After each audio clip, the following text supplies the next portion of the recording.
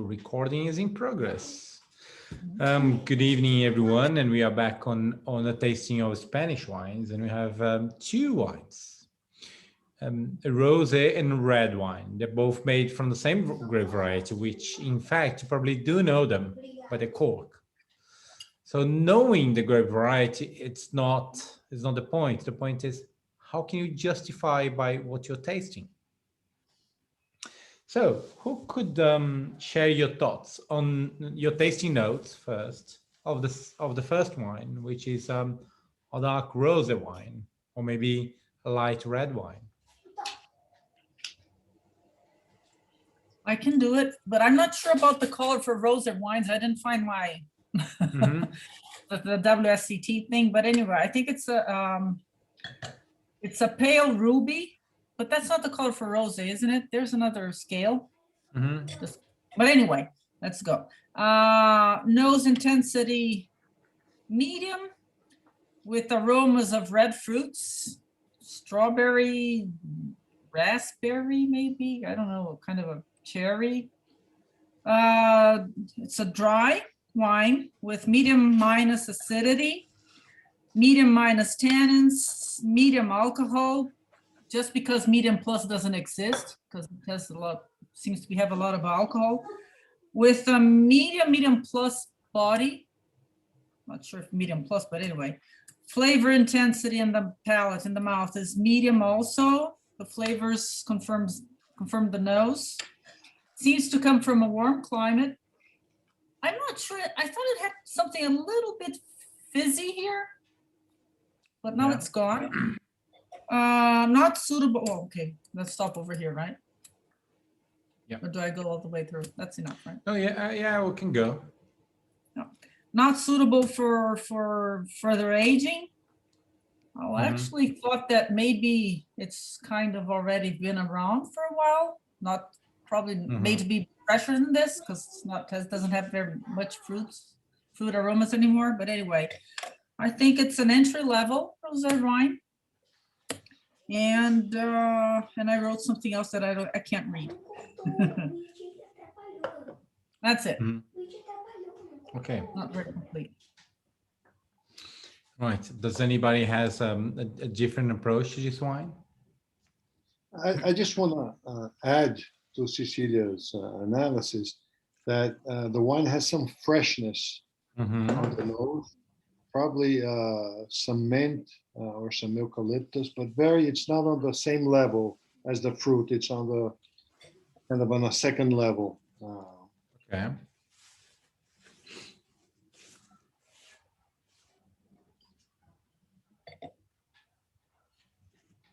And I would add more fruit, because I felt a lot of fruit. Some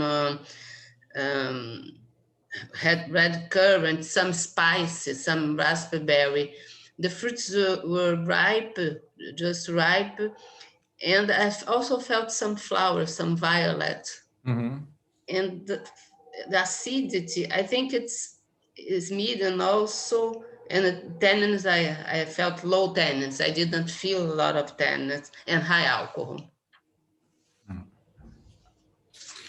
Right. So what are the key marks or the key elements of this wine they should use on your favor to direct it to either grape variety, either region, and those key points, key marks, key elements, those that often describes the style. So what is it?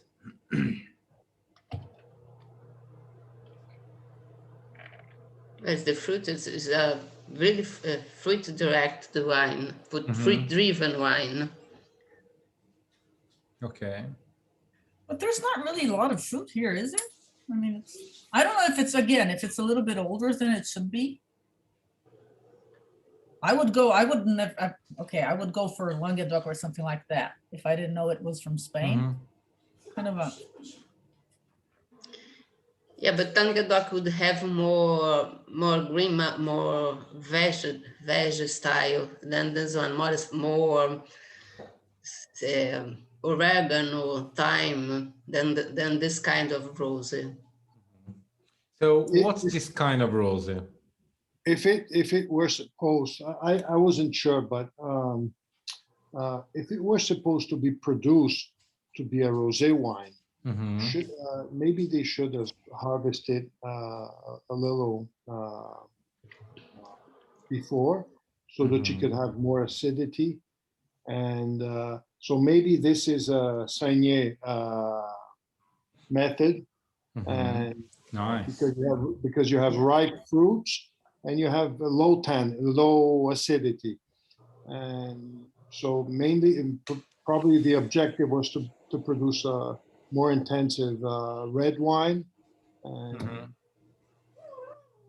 So you know you're in Spain. What are the styles of rosé that Spain can produce, and where do they often are produced?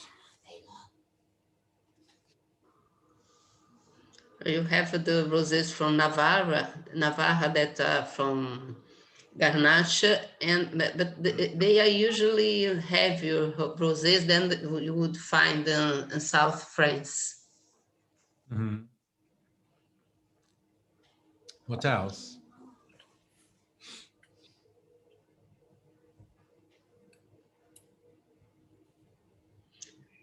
And also the acidity. Go ahead. No, Luigi, I'm sorry. Go ahead. Or the other styles?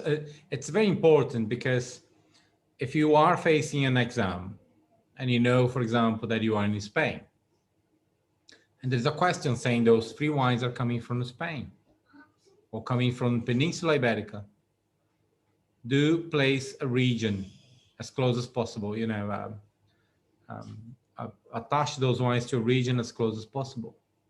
The first thing that you should hit your mind is there a classic region in Spain that produces rosé? I know that rosé can be produced anywhere in Spain.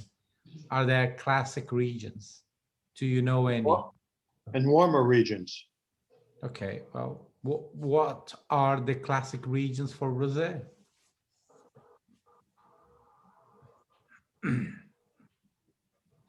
Go on. Navarra would be the Navarra is one of them. Good. Yes, the more preeminent. That's better known. Yeah. And what's the style of rosé wines from Navarra? What are they called? I don't know. Okay, they're called rosados. That's the name everywhere, right? Yeah. It's rosado in all of Spain. Kind of, yeah. And they're rosados because the name is associated with the strong color of the wines. Okay. But you know, they are often made not by saignée, but by skin maceration. And in Navarra, it's by law, you need to have 14% alcohol. By law, it's skin contact. By law, the wines have this sort of texture, body, and they're very fruit forward. Can you age? Can you age in oak? Yes, you can. Is it likely? The wines are quite accessible and inexpensive, but not. It does not mean that it can be premiums. Very expensive wines can be produced there. Yes, they can be produced there, but the majority are not. So because the grape varieties, the grapes are macerated, so the skin is macerated, a heavy wine with often some tanning texture can be found into those rosés. They are more likely to be a light wine, as a light red wine, as opposed to a rosé. So they're rosados. They're not made for age. They are made for early consumption, like 18 months. So that's one style of rosé, and you find mainly in Navarra, okay, which is the region where you find what's the major grape variety there? Garnacha. Garnacha. So if you're tasting a Garnacha right in front of you, What should be the descriptor of Garnacha?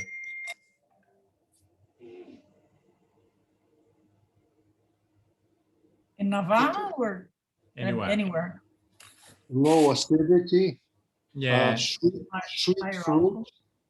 higher alcohol, medium to low tannins. Is there anything here that you can associate with Garnacha? So just think. Right. Everything. Then once you move on from Navarra, you have Rioja. Rioja is a region that is known for red wines, rosé wines, and white wines. Those wines can be produced in a Joven style. They see no oak.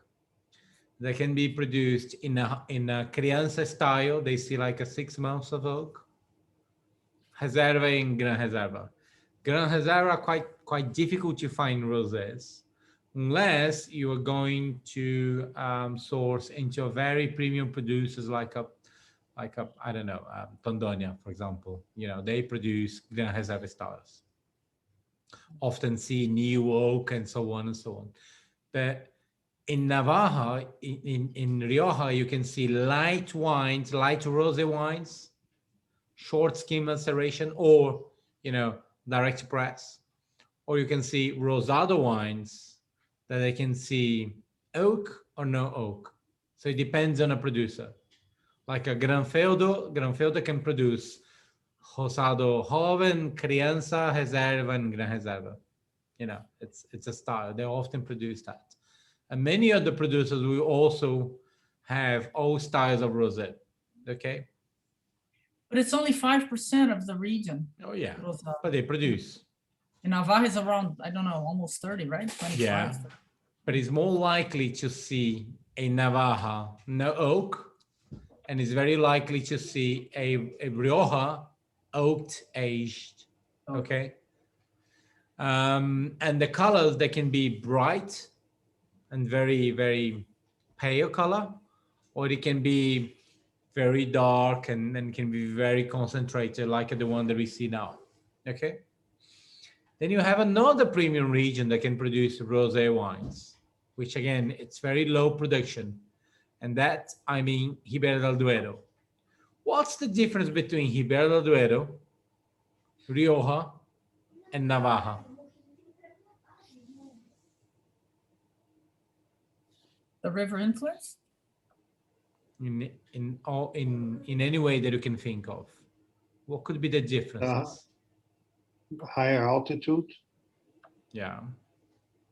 How does that impact on the wine? Acidity. Mm-hmm.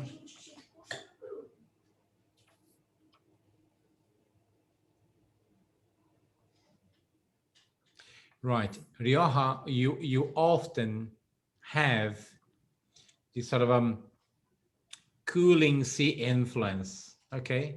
Especially in Rioja Alavesa. Okay. When you are in Ribera del Duero, you have more continentality. Okay. Winters are very cold and summers are very, very hot. But one major difference is the ingredient, right? So in Navarra, we are talking about Grenache or Garnacha. In Rioja, you can use many other grapes, not just Grenache. So if you're making a premium rosé, you could be using Graciano, you could be using Carinea, you could be using, I don't know, Tempranillo. Okay. And if you are going to Ribera del Duero, Tempranillo is often the grape variety. Sometimes 100%.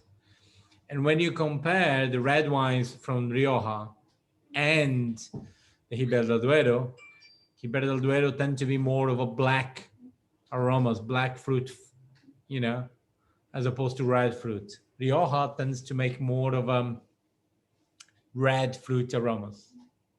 Rioja tend to have this American oak very, very present. Ribera del Duero, it's not common. We can't generalize and say, you know, all Ribera del Duero wines use American oak. Quite often they use French oak. Okay.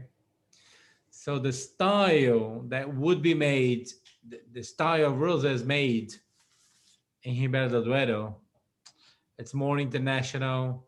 Often they do whole bunch. Often they do direct press. Often can be aged. If it's a premium level, can be aged in French new oak barrels. You know, like a Pícaro de Águila, for example. And they quite often they will label their wines as Claret as opposed to Rosado. Okay. Thiago, yes. sorry. I was reading here, I try to find Ribera del Duero, although the percentage is very low of Rosados, but there's Cigales with something like that, which is the largest Rosado producing a region in Spain. Would something like this fall in the exam? It could, if you are if it's a written question about Spain or about roses and so on. However, as we are tasting, I doubted there would be a Rosado from Cigales. Okay. It's very likely to fall either rosé like this, which is quite heavy, deep color and fruit forward, as opposed to having or rosé that has like a light color and very opulent and obvious oak, you know, really premium quality. And the idea of having a wine like this is to actually fool you, to test your theoretical knowledge. So every time you're tasting a wine, you should be testing your theoretical knowledge. So next time you're going to ask to taste a wine and you know the wine, for example, you're tasting a Gran Reserva Ribera del Duero. You should go on thinking, okay, Ribera del Duero, dark fruit. I'm expecting dark fruit in the nose. I'm expecting probably, if it's a traditional style, French new oak, I'm expecting medium to medium plus acidity. I'm expecting full-on tannins. I'm expecting, like, you know, you need to draw your idea of how the wine should taste like, and then see if that matches. And if it doesn't match it, change your expectation about wines from that region. That's the only way forward. Okay. And once you are tasting a blind wine like this, or half blind, you should go on thinking, does it match my preconceptions of a wine from that region? Does it meet my expectation of style and quality and elements of the wine? You see, that's how the theoretical and the practical meets, and your own ability to digest this information and having a conclusion based on what you can taste, complemented by the theoretical knowledge. That's the only way to pass the exam. So you have just faced an examination of sparkling wines, and there were questions about how the wine was produced. There was a question about regionality. There was another question about grape varieties, right? So you should again have a clear picture how this wine should be tasting like, and what are the key elements to draw a conclusion. So the grape variety here is Garnacha. What are the elements of your tasting note that leads you to Garnacha? Red fruit? No. But Tempranillo has red fruit. Garciano has red fruit. So what else? I think the low acidity, the medium acidity, and also the high alcohol. For me, the alcohol is not medium. Yeah. I was reading the Nick Jackson book, and he says that the tannins coming from Garnacha, you can't locate the tannins anywhere in your mouth. Different from the second wine, where you can the tannins are concentrated on the gums. So yeah, but remember, you are tasting a rosé that has no very clear and obvious tannins. I mean, because even if it was an examination, I would say low tannins, but to be honest, I don't feel tannins. I feel a texture which is very creamy and soft and velvet, round, which gives you sensation of fulfillness of wine, but not necessarily tannins. Thiago, that's important. Usually we see a color like this and our mind tells us, okay, there's a lot of tannins here. And we kind of go for it. But if we feel it's low tannins, put low despite the color, despite everything. Yeah. Oh, yeah. So what else tells you Garnacha? Red fruit and high alcohol. What else? Low acidity, the color. Well, yeah, I wouldn't go for low acidity. I was on medium plus, and I said that the characteristic of the acidity was very soft. the pale color.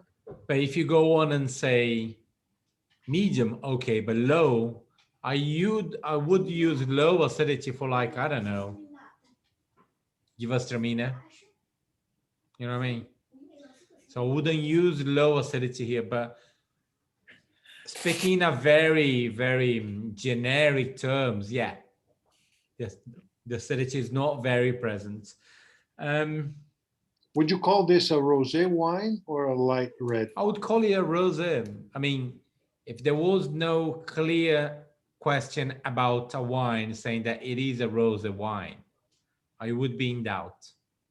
But I think it's more likely to be a rosé, because there's a few things here that leads me to a rosé rather than a light red wine. First thing is this sort of absence of tannins. A low red wine should have a little bit of tannins. There is not much tannins here. Then it's quite translucent. Often light red wines, they have more color, or sometimes they have a more vibrant color. The color here is not that vibrant, and it's quite heavy in color. So I would rather, it's pale, the intensity. So that leads me more to a darker rosé. And there is an important thing about winemaking and DOC regulations, DO regulation. For the DO regulation of Navarra, it's classic to be skin contact. And all wines are dark like this. So you can say, if you are going to say pale, I would rather see a dark salmon color as opposed to pale ruby. If you think it's a light wine, you say pale ruby. If you think it's a rosé, therefore it becomes a dark salmon color. Medium. Okay, medium rosé, medium salmon color. Medium pink. Do you think it's more of a pink? Pink orange. Pink orange. Yeah, but like a pink orange. I think of rosé color, salmon color, as opposed to pink There is orange. no salmon here. Okay, yeah, I might be wrong. Yeah, on the WSET color scheme, is there a pink orange? Yeah. Good. Okay, so yeah, pink orange. Yeah. But Thiago, they call it sangrado. Sangrado is sangre, right?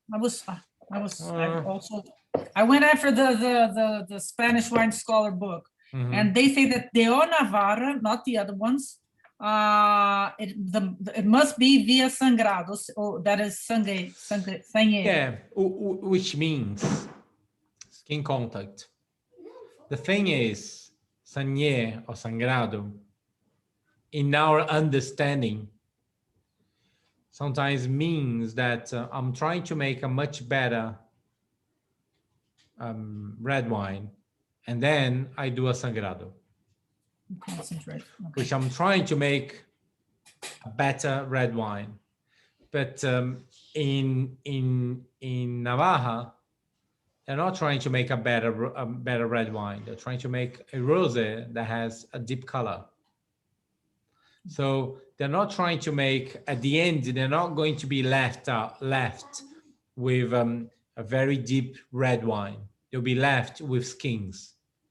Once they do the sangrado, they will leave their skins and they'll do something else with the skins, and they'll get all the juice and ferment as a light wine, light red wine, and becomes a rosado or anything you want to call. But when you're making a sanier, trying to make a red wine, you will be left with some juice fermenting on the skin. And once you finish here, you're not left with juice fermenting on the skin. What they're trying to make, it's a rosé that has a lot of deep color and flavor and concentration, and all of these that you can get in a glass. Yeah. Thiago, how, suppose they didn't, okay, you're doing the exam, and how would you differentiate a rosé wine coming from Garnacha from a rosé wine coming from Southern Rhone, for example? Good. Because to Very me, good question. That's a good question. This looks like the color. It's Yeah. Yeah. Oil de perdrix. Good question. Often. Oil de perdrix. Often, the Spanish wines in general, they have this juicy, easy fruit flavor, just like this wine. It's bold, it's fruit driven, and the finish is quite sweet, and the acidity soft. When you think of wines of Southern Rhone, in general, they finish quite savory. They can have a lot of alcohol. They can have a good fruit, but often they finish quite savory. No matter where you are in Southern Rhone, no matter where you are in Southern France, it finishes quite spicy and savory. So if you go to Tavel, you are able to taste a little bit of oak, and you are able to taste these dry flowers, this dry fruit, and the savoriness from the wines. If you are tasting a light, a deep rosé like this coming from Southern Rhone, it's gonna be very different regarding the flavor profile. And often they will have a little bit of other grapes, not just 100% Grenache. So probably would be a little bit of Mourvèdre, a little bit of Carignan, Sanso, whatever, which will hence just sort of dry herbs, which is something that we can't see here. Okay. Right. Thank you. So if I was going to say quality-wise, I would say good to very good. There's a very good concentration of flavors. There is a very good roundness and integration and drinkability. Is that a good drinkability here? Easy Yes. to please, is in between. Is he a light wine or is a heavy rosé? And that adds some drinkability to the wine, flexibility for food and wine pairing, easy to please a lot of consumers. It can be chilled, served. And the beauty here is the fruit, the youthfulness.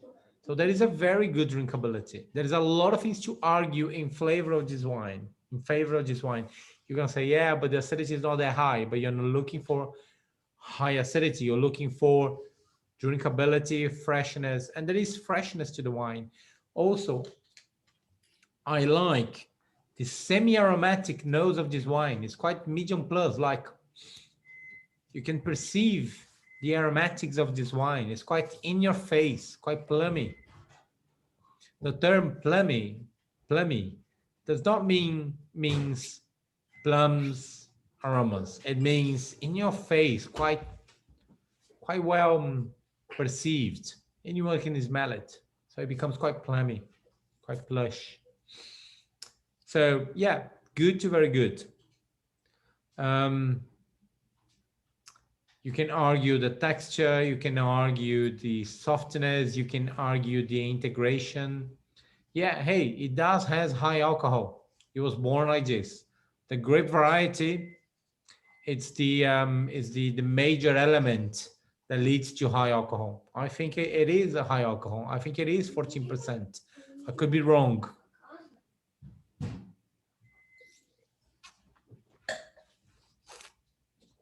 And if it is high alcohol, we are not perceiving, it's not disintegrated because of the fruit and the concentration and the flavor, the finish. Okay? Right, so the medium plus alcohol, the medium plus refreshing acidity, the high alcohol, the red fruit concentration and aromas and flavors and so on. And for me, the deep salmon color or pink orange color, those are the key elements on my arguments saying it is Grenache. So the color leads me to Navaja, and therefore Grenache, which is the major element for Navaja. The high alcohol leads me to Grenache, along with the moderated medium plus acidity. Those are my key elements when I'm justifying the grape variety. You found this a medium plus acidity. Yeah, but not vivid, not vivid. Very soft. I think it has a good salivation, but it's rather soft than anything else. Okay, shall we move on to the second wine? I'm gonna taste it now. Does anybody, would you like to share your thoughts of this wine with me?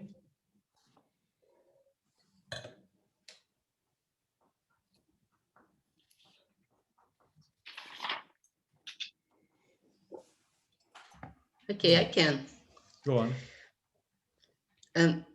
It's a medium ruby with medium. Now it's medium plus intensity of aromas with aromas. In the beginning, I felt some structured match. The first aroma I felt, and also red fruits, cherry, strawberry, raspberry, some violet, licorice, cinnamon, and some green, some grass. The palato is a dry wine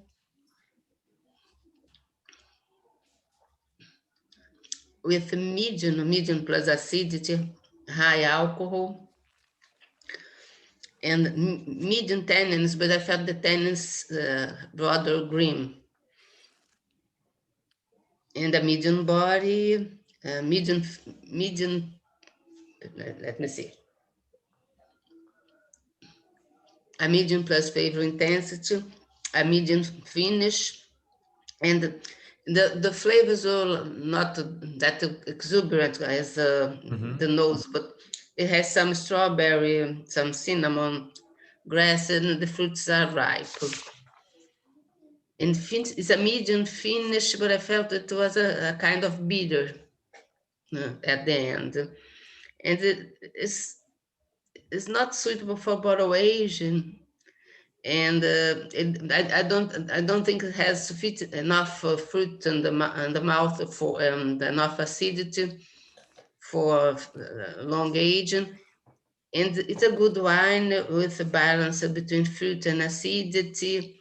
It has a good length in the mouth, but some bitterness. And the tannins I felt rather green. Mm.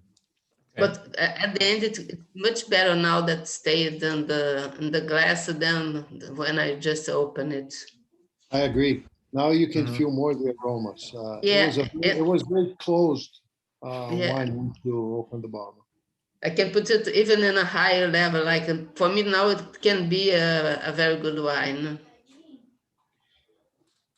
The fruit is more integrated, and there is some wood, but just a little bit that's very integrated with the fruit. Mhm.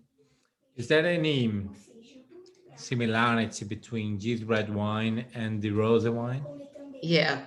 When I saw the rosé was Garnache, and when I tasted this one, I felt in the mouth the same style, the same fruity, and the tannins that are not very aggressive. But the acidity in this wine is higher. Yeah. And I wouldn't say higher. I think it's more penetrating. I think it's more present. I think it's more refreshing, perhaps more crunchy. Whereas the first wine, it's not that integrate, it's not that penetrating. And I think that's on purpose of both wines. Okay. Okay, and apart from the alcohol, what else do you think that both wines share some similarities? The fruit style is almost the same fruit: strawberry, raspberry, some cherry, and the soft tannins that they are not aggressive. It's just the tannins that are soft, or the whole wine is soft. Everything is soft. I think the You fruit mean is soft, rounder? the acidity is soft, there is some softness to the tannins. Everything makes the wine so gorgeous. Like, I really want to drink it all. absolutely. Makes sense. Mhm. But the acidity is felt on your gums here. Mm. And I was checking on the book, on Nick Jackson's book, and he says that Carignan is a grape where one of the grapes where you feel the tannins on your gums. So could this be a blend of Garnacha and Carignana? Could That could be. Why would they use Carignan here? Carignan.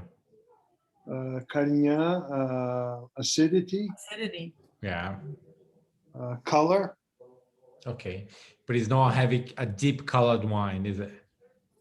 No, but it Okay. adds color to Yeah. the Grenache. So perhaps there is no Carignan here because of the color. Adds tannins to Garnacha also. Oh, but Garnacha can have tannins, can have like a medium tannins, just like here. Good. Okay, so I think I would dare to say pale ruby color. And I think that both wines have this sort of a semi-aromatic expression to this wine, to the wine. So I would say medium plus intensity of aromas.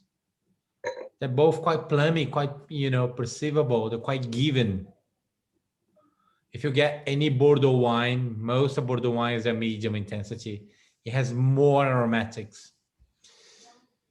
Some Pinot Noirs, young Pinot Noirs, they share the same feeling or sensation of semi-aromatic. They want to be aromatic, quite expressive. Both wines, the rosé and the ruby and this red wine, they have this medium plus intensity of aromas. They tend to be quite fruity, quite floral, quite expressive. So for me, it's medium plus intensity of aromas. And yeah, I like this cherry, this plum, chocolate, and strawberry, and a lot of things are coming through. Some smoke. Yes, in a very youthful way. I think this wine is quite youthful in a way. I don't think that the Diploma is asking you guys for the state of ageability, but I think if I was to say, I would say, yeah, it's developing. Is he a wine for developing, or is he a wine to be drunk youthful? It's to be drunk now. Yeah, it's to be drunk quite youthful. I mean, quite, once they bottle it, 18 months, 2 years, drink it all.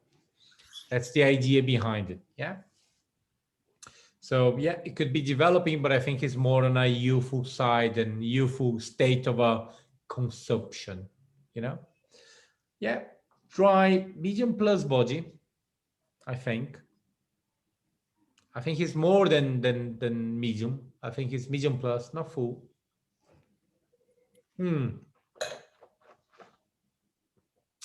Although the alcohol, I can feel it. I don't think it's higher than 14%. I think it's less than that. I think it's 13.5. So I would say medium alcohol. And I would say medium plus acidity, soft acidity. I get the same style of acidity as a rosé. However, the red wine, it's slightly more penetrating and you can feel it salivating much longer. But I think they're both like a medium plus in a different ways. Okay. The tannins here are like a medium, soft but present, medium. I think that it has a medium concentration of flavors. It has a medium to medium minus finish. Yeah. It can be argued for good to very good. I think very good if you're going to say, the finish is quite complex. The flavors are changing. The like roast bean and dark chocolates and so on, and a little bit of mushroom is coming through. So I think therefore the complexity at the moment, it makes it very good. Or you can say it's good for the energy, for the concentration, and so on and so on. It's a good wine to be drunk now, not suitable for further aging. Quality-wise, if I was in Europe, I would be expecting to pay between 8 to 12 euros. Okay. The rosé, I was expecting to pay between 5, 3 and 5, 4 to 7. That's the bracket for the rosé. Over here, I'm expecting to pay slightly more. I could be going all the way to 12 euros. It does has more complexity, beauty, elegance, harmony, and it does express its great variety. The Grenache. It has these tannins that can be quite present between medium to medium minus. It has this sort of a medium to medium plus acidity. It has this red fruit and it's very given. Both wines, it's quite given. Think of how they fill up your mouth with flavors and weight. Both wines are quite given. And in both ways, and they're both quite youthful. They're not made for aging. Can you taste that on both wines? That's a characteristic of Grenache or Garnacha. Makes sense? Mm-hmm. You can have Grenache, Garnachas that can be very tannic. If you go on Serra de Gredos, for example, high altitude, around how can I say the capital of Spain, the major city of Spain, Madrid. If you go around Madrid, Serra de Gredos, they can be quite tannic. Those Grenaches can be quite tannic. Can they age a little bit? Yes, they can. They do, for sure they can age.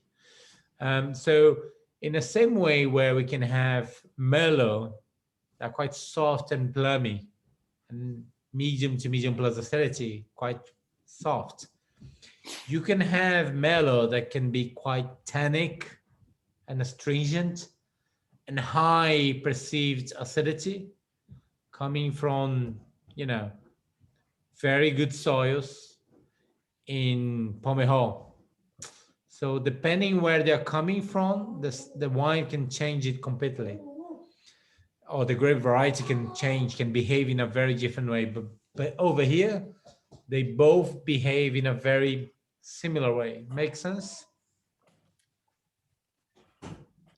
Is it a blend or is it 100% Grenache? I don't think it's 100% Grenache, but shall we see? Shall we review the wine? Do you guys Yes. have any doubt about the tasting and the arguments for Grenache of the second wine? No? Okay. Shall we uncover the first wine? Touching. Numbers.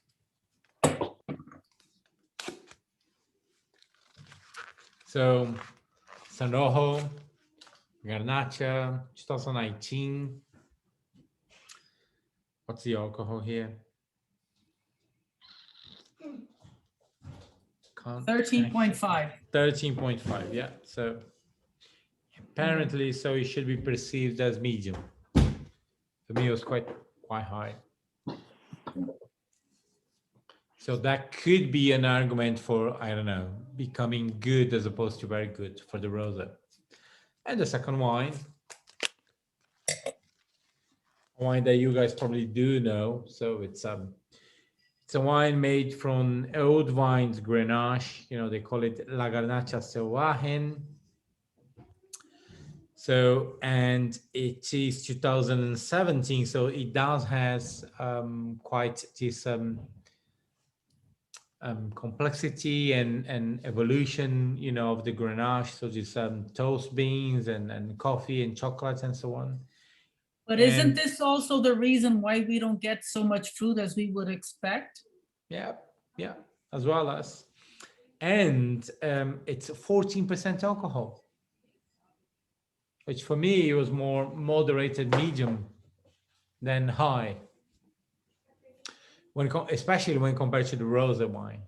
I don't know you guys, but I thought the wine was more like a 13.5 rather than 14%. What's the name of the wine?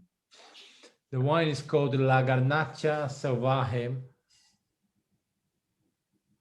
So La Garnacha Salvaje de Moncayo, which is the zone, the production zone, suelo pedregoso, altitude of 18 meters above sea level. So which is yeah, nice.